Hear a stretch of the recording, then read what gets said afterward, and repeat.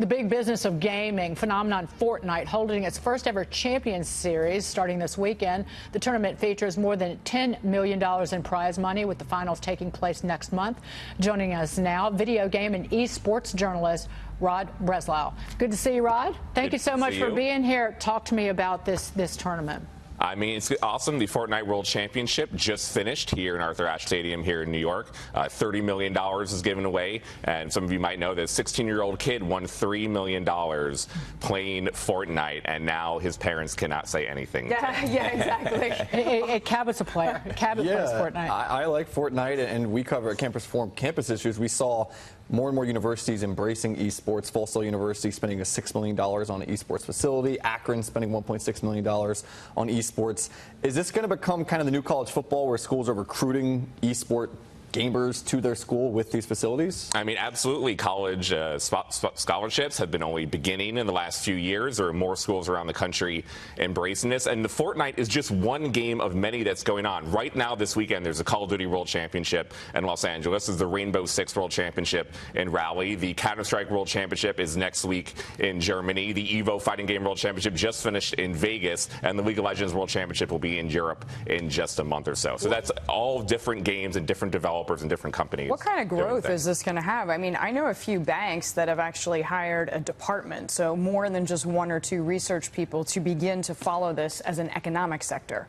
Yeah, I mean, video games, as probably talked about in this show, are a billion-dollar industry. It's bigger than the esports kind of. Yeah, but because video games in general are growing so much, and Fortnite as a great premier example of competitive video gaming, that's growing the overall esports pie, because in the heart of them, there all are multiplayer competitive games. So the biggest games in the world right now are the competitive games that everyone is playing, and at the core of that is esports at the most professional level. Well, that's one reason, Rod. I know it bothers you that people will dismiss gaming, and particularly as, oh, it's addictive like a drug. That kind of, it just shows a lack of understanding of what the skill set is, how competitive it is, and how it actually can train you for different industries, even as a teenager. I mean, there's a lot that goes into gaming, and there's a lot of good that comes out of it, right? Yeah, I mean, the criticism in that way is really absurd. To compare video games to like a truly addictive drug like an opiate is like pathetic, and that should never be happening. It shows a lack of understanding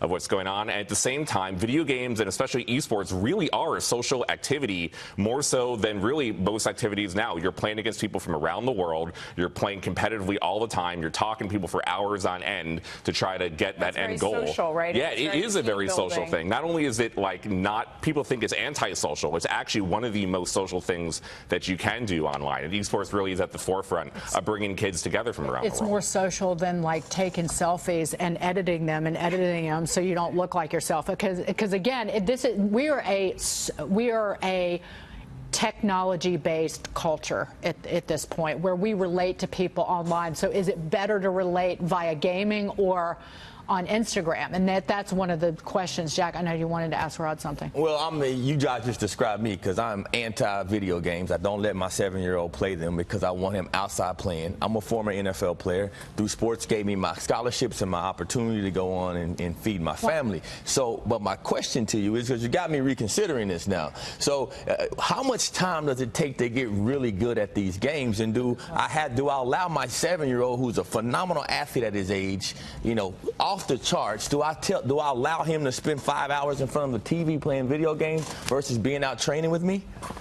I mean, honestly, for a competitive game and the games that are in esports, it really does take as much time to practice and to scrim and to play and to really grind your way at the games as it does a professional sport. You need to play 6 to 8 hours a day at the professional level, practice with your team, practice against the best players in the world to really do so. And like, to your point, that might change your mind, really parents should be more involved in what their kids are doing. Video games are bigger than ever before. Everyone that has kids has a kid playing games. And if you're more active in what they're doing, they'll respond better, and then they'll like going out because you have an interest, and you showed an interest in what they do and what they love to do, and then they'll also be able to exceed in playing games themselves. I can connect the world of gaming to real-world activities, because the young, like top-tier NASCAR drivers, a few of them learn to drive by playing games.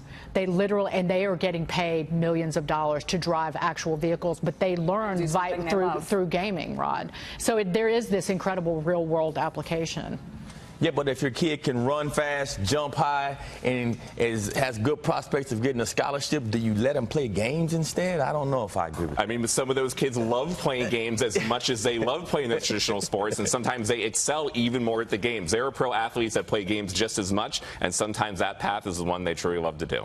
So we can all get along. We can have our world online. We can be great at gaming. And by the way, maybe your kid might be more successful at playing video games than playing sports. You're right. You never know. Play Madden to learn the playbook, and he can learn different defensive schemes, offensive Oh yeah, he can play sports games. I'm talking about games where you're shooting each other. And what happens if they bring $3 million home? What are you going to say then? That means he's going to have to play every day to be that good. All day. Right. I don't know.